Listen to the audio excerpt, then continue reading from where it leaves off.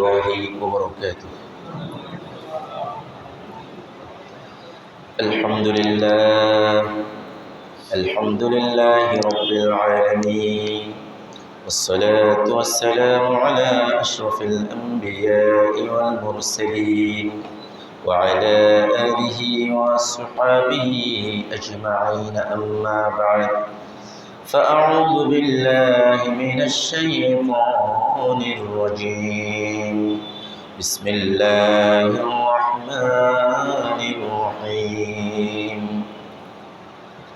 إن الله وملائكته يصلون على النبي يا أيها الذين آمنوا صلوا عليه وسلموا تسليما.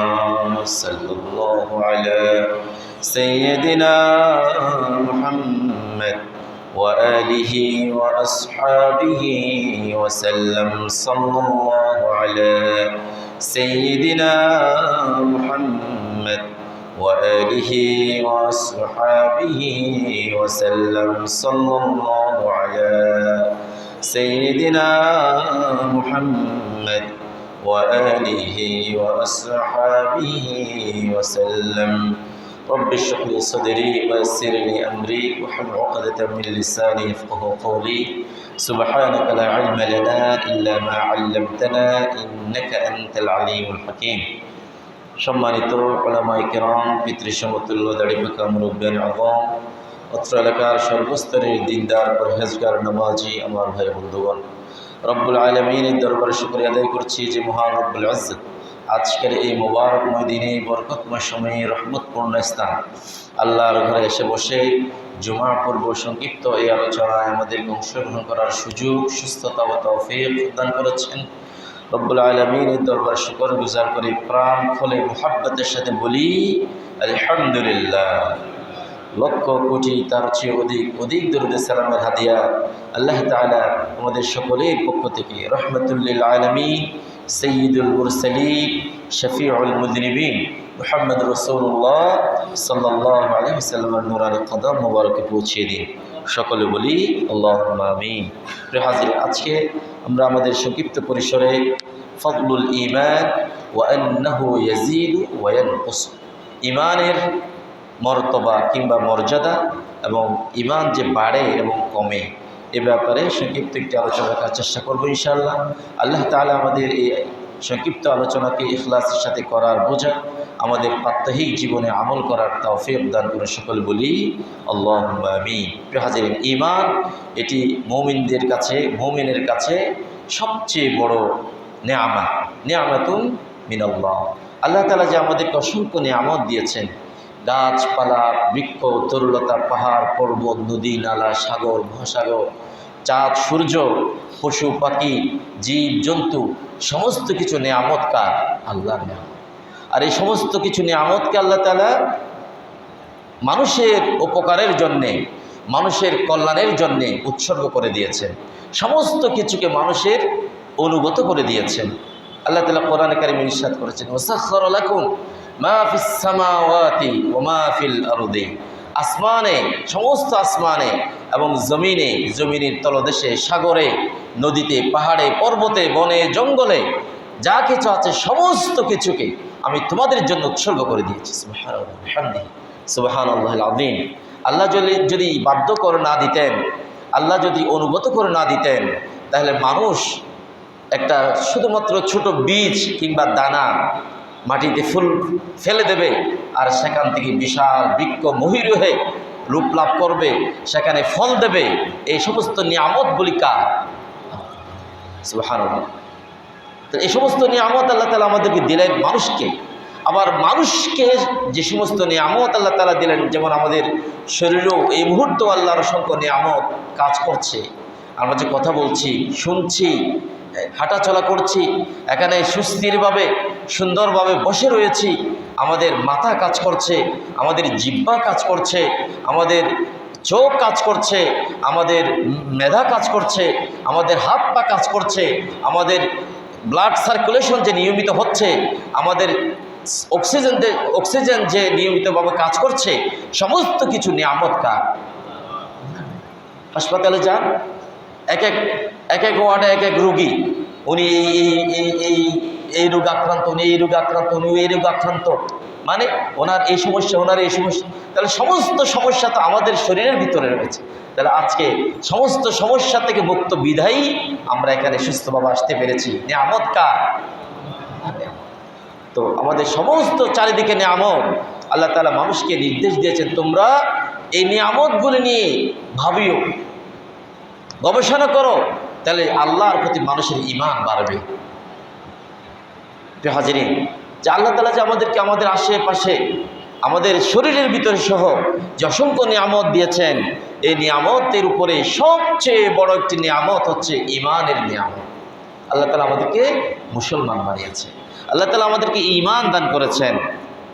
তাহলে এই ঈমানের লাস্ট একেবারে শেষ গন্তব্য, সেটা কি? আমাদের শেষ গন্তব্য হচ্ছে জান্নাত। সেই জান্নাতের পরিধি কিরকম হবে? আল্লাহ তাআলা বলেছেন, আরদুহাস সামাওয়াত, আরদুহা কারদিস সামাওয়াতি ওয়াল আরদ। তার পরিধি হচ্ছে, যে জান্নাতের সীমারেখা হচ্ছে আসমান জমিনের ভিতরে যা তফাৎ, যা সীমারেখা, সেই জান্নাতের সীমারেখাও সেরকম। তার কোনো বিশালতার শেষ নাই। সুবহানাল্লাহ। মুমিনের শেষ টার্গেট, শেষ গন্তব্য সেই ঈমান। সেই ঈমান ভালো লাগা। এবার ঈমানের বিপরীতে কি? কুফরি, শিরকি, নেফাক, ইসয়ান, তুগয়ান, সমস্ত ভ্রষ্টতা, সমস্ত শিরক, সমস্ত গুনাহের, সমস্ত অশ্লীলতা, সমস্ত পাপাচার, সমস্ত অবাধ্যতা, এগুলি হচ্ছে ঈমানের বিপরীত অংশ। তো আল্লাহ তাআলা ঈমানকে আমাদের কাছে প্রিয় করেছেন এবং ওই সমস্ত তুগয়ান, ইসয়ান, কুফর, ফুসুক, এগুলাকে নেফাক আমাদের কাছে অপ্রিয় করেছেন। এইসব নিয়ামত কার? কথা কি আপনারা বুঝতে পেরেছেন? ঈমানকে আপনার ভালো লাগে আর কুফরকে আপনার খারাপ লাগে। এই যে ভালো লাগা খারাপ লাগা, এটা ভিতর কলবের ভিতরে, এটাও নিয়ামত দিয়েছেন কে? আজকে যদি আমাদের কাছে এই ভালো লাগা এবং খারাপ লাগার এই বিষয়টি যদি না থাকতো, তাহলে আমরা সমস্ত ব্যস্ততাকে ফেলে দিয়ে ঘর থেকে বের হয়ে পরিষ্কার পরিচ্ছন্ন হয়ে সুন্দর জামা কাপড় পরে মসজিদে এসে সুস্থিরভাবে বসে থাকতে পারতাম না। এখানে প্রত্যেকজন মানুষই ব্যস্ততা আছে নাকি নাই বলে? প্রত্যেকজন মানুষের ব্যস্ততা আছে, প্রত্যেকজন মানুষের জীবন আছে, প্রত্যেকজন মানুষের কর্মব্যস্ততা আছে।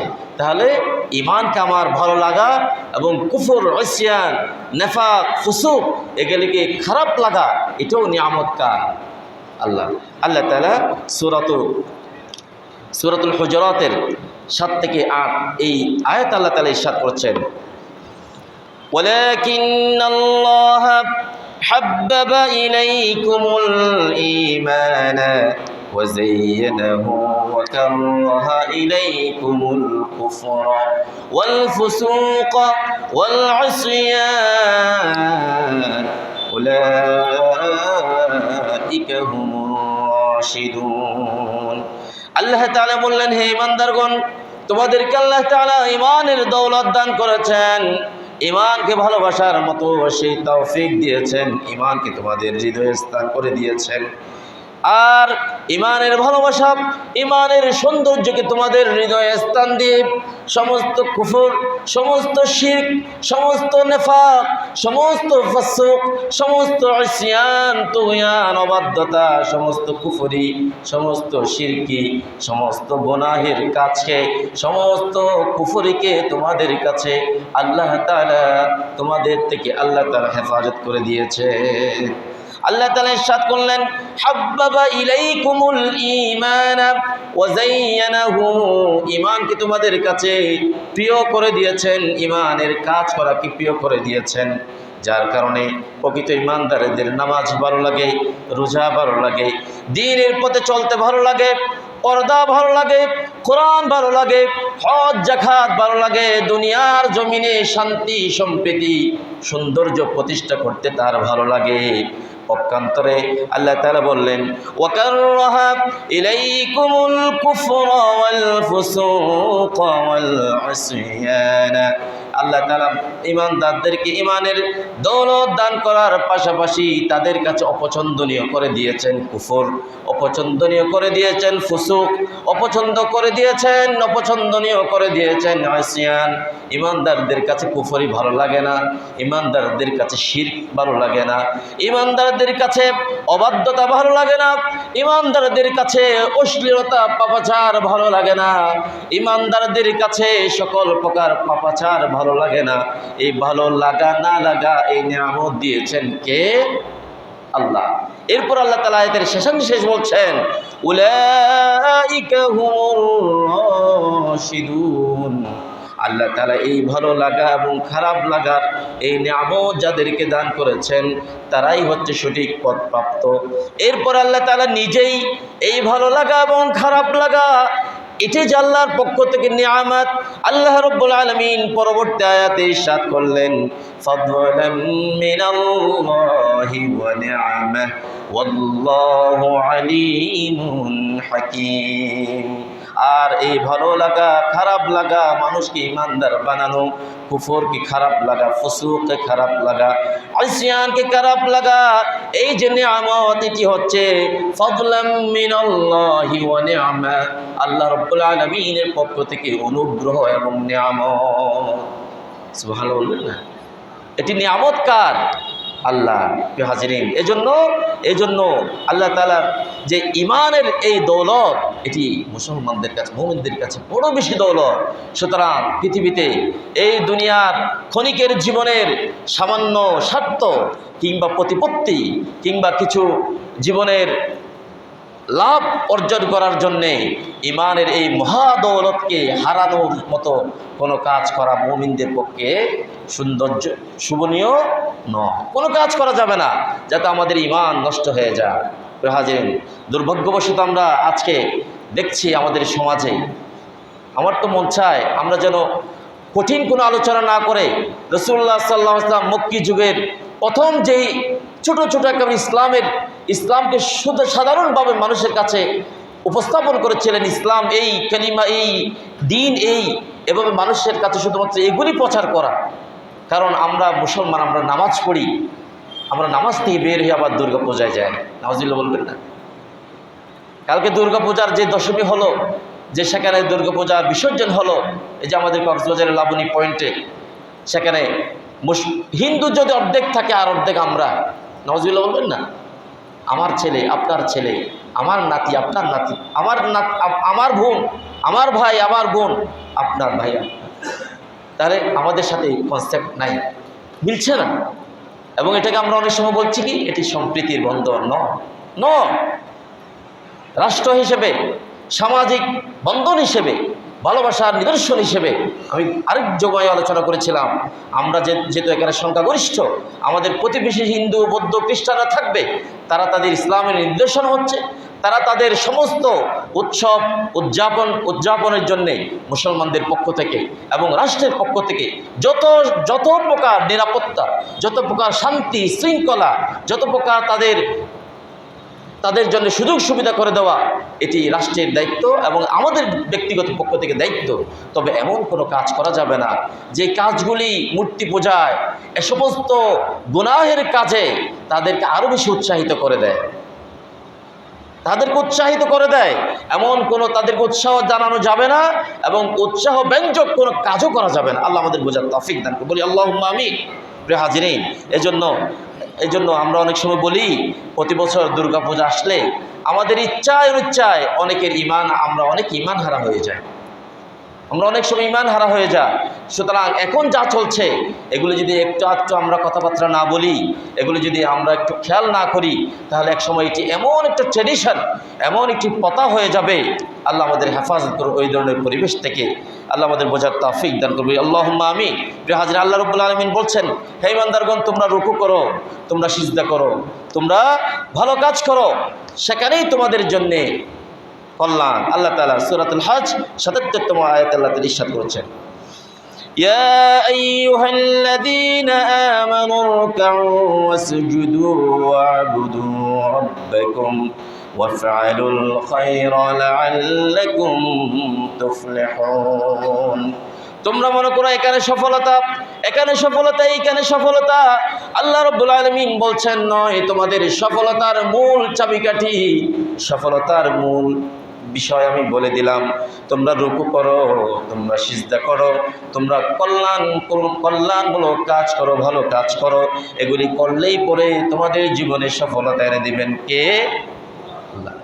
আল্লাহ রাব্বুল আলামিনের ইজ্জত কোরআনে কারীমের অন্য একটা আয়াতে ইরশাদ করলেন, হে আমার বান্দারা তোমরা কি দেখো না? সূরাতুল হজ 18তম আয়াত আল্লাহ তাআলা ইরশাদ করলেন, এই পৃথিবীতে শুধুমাত্র মানুষ নয়, আল্লাহ রাব্বুল আলামিন ভেঙে ভেঙে মানুষের সামনে উপস্থাপন করে দিলেন।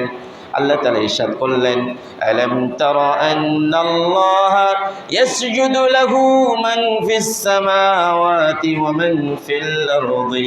হে আমার নবী, হে হাবিব সাল্লাল্লাহু আলাইহি ওয়াসাল্লাম, আপনি তাদেরকে বলে দেন, আপনি কি দেখেন, আপনি জানেন, শুনুন, এই পৃথিবীতে আসমান যা কিছু আছে, যা কিছু এই পর্যন্ত বিজ্ঞানের কাছে আবিষ্কৃত হয়েছে বা হয়নি, জমিনে যা কিছু আছে, এরপর আল্লাহ তাআলা আরেকটু স্পেসিফিক ভাবে, আরেকটু খোলাসাভাবে আল্লাহ তাআলা ইরশাদ করলেন, ওয়াশ-শামসু ওয়াল কমারু ওয়ান নুজুমু ওয়াল জিবালু ওয়াশ-শাজারু ওয়াদ-দাওয়াবু ওয়া কাসীরুম মিনান নাস। আল্লাহ তাআলা বলছেন, আল্লাহ তাআলাকে সিজদা দেয় আসমানে যা কিছু আছে সবাই, জমিনে যা কিছু আছে সবাই সিজদা দেয় কাকে? সমস্ত কিছুর স্রষ্টাকে। ছোট করে বলছেন, সমস্ত কিছুর স্রষ্টাকে। আল্লাহ তাআলা বলছেন, আসমানে যা কিছু আছে, জমিনে যা কিছু আছে, তারা সকলেই স্রষ্টা মেনে সিজদা দেয় কাকে?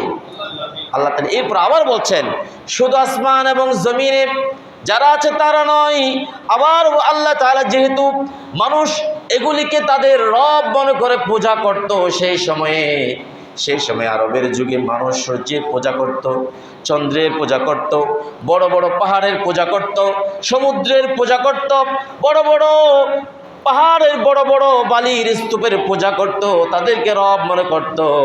আল্লাহ তাআলা বলছেন, না না, তারা রব নয়, তাদেরও রব হচ্ছেন কে? আল্লাহ তাআলা বললেন, ওয়াশ-শামসু সূর্য, ওয়াল কমার চন্দ্র, ওয়ান নুজুমু সমস্ত তারকারাজি, ওয়াল জিবাল বড় বড় পাহাড় পর্বত, ওয়াশ-শাজারু সমস্ত গাছপালা, ওয়াদ-দাওয়াব সমস্ত জীব জন্তু পশু পাখি, ওয়া কাসীরুম মিনান নাস এবং মানুষের অধিকাংশ মানুষ সকলেই মিলে সিজদা দেয় কাকে? আল্লাহকে। তাহলে পাহাড় পর্বত, সূর্য চন্দ্র তারকা পশু পাখি সমস্ত কিছু সিজদা দেয় কাকে? ওয়া কাসীরুম মিনান নাস। আলহামদুলিল্লাহ, সেখানে আমি আপনার কথাও আছে। আল্লাহ তাআলা বলছেন, ওয়া কাসীরুম মিনান নাস, মানুষের বড় একটি অংশ আল্লাহকে সিজদা দেয়। ওয়া কাসীরুন হাক্কা আলাইহিল আযাব, আবার বিশাল একটি অংশ আল্লাহর এই আল্লাহকে সিজদা না দেওয়ার কারণে তাদের উপরে আল্লাহর আযাব অবধারিত হয়ে যায়। এরপর আল্লাহ তাআলা বললেন, ওয়ামান ইউহিনিল্লাহু ফামা লাহু মিন মুকরিম ইন্নাল্লাহা ইয়াফআলু মা ইয়াশা। আমি তাদেরকে মেধা দিলাম, মনন দিলাম, জ্ঞান দিলাম, প্রজ্ঞা দিলাম, বুদ্ধি দিলাম, আকল দিলাম, সমস্ত কিছু দেওয়ার পরেও তারা যদি নিজেরা নিজেদের লাঞ্ছনা ডেকে আনে, তাদেরকে সম্মানিত করার জন্য তাদেরকে কে সম্মানিত করবে? ওয়ামান ইউহিনিল্লাহ ফামা লাহু মিন মুকরিম। আর তাদের এই অবদ্ধতার কারণে আল্লাহ যদি কাউকে লাঞ্ছিত করেন, তাকে সম্মান দেওয়ার মতো কেউ পৃথিবীতে নাই। আল্লাহ তাআলা আমাদের বোঝার তৌফিক দান করুন, আল্লাহুম্মা আমিন। এরপরে আল্লাহ তাআলা আরেকটা সূরাতুন নূরের 41তম আয়াত আল্লাহ তাআলা বললেন, আলাম তারা আন্নাল্লাহা ইউসাব্বিহু লাহু মান ফিস সামাওয়াতি ওয়াল আরদ ওয়াত-তায়রু সাফাত কুল্লুন ক্বাদ আলিমা সালাতাহু ওয়া তাসবিহাহু ওয়াল্লাহু আলিমুম বিমা ইয়াফআলুন। এই আয়াত আল্লাহ তাআলা বললেন, আসমানে যা কিছু আছে, জমিনে যা কিছু আছে, উদাহরণ দিতে গিয়ে বলছেন, এমন কি হে রাসূল, যে আকাশে যে পাখি উড়ে, উড়ন্ত পাখি, এরাও পর্যন্ত কুল্লুন কদ আলিমা সালাতা ওয়া তাসবিহা, প্রত্যেকেই আল্লাহর সালাত, আল্লাহর প্রতি তাসবিহাত, সমস্ত কিছু সবাই জানে। সুবহানাল্লাহ। ইন্নাল্লাহু আলিমুম বিমা ইয়াফআলুন। যা কিছু মানুষ করে, যা কিছু এরা করে, সমস্ত কিছুর ব্যাপারে খবর রাখেন কে? প্রিয় হাজিরিন, সর্বশেষ রাসূলুল্লাহ সাল্লাল্লাহু আলাইহি ওয়াসাল্লাম একটা হাদিস শরীফ দিয়ে আমরা আমাদের আলোচনা শেষ করব। এই জন্য ঈমান এটি বাড়ে এবং কমে।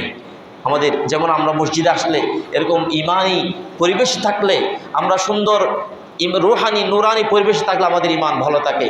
এরপরে যখন আমরা আবার দুনিয়ার মশগুল হয়ে যায় আমাদের ইমান কম। এই জন্য রাসূলুল্লাহ সাল্লাল্লাহু আলাইহি ওয়াসাল্লাম বলেন ইমান আল ইমান ইয়াজিদু ওয়া ইয়ানকুস, ইমান বাড়ে কমে।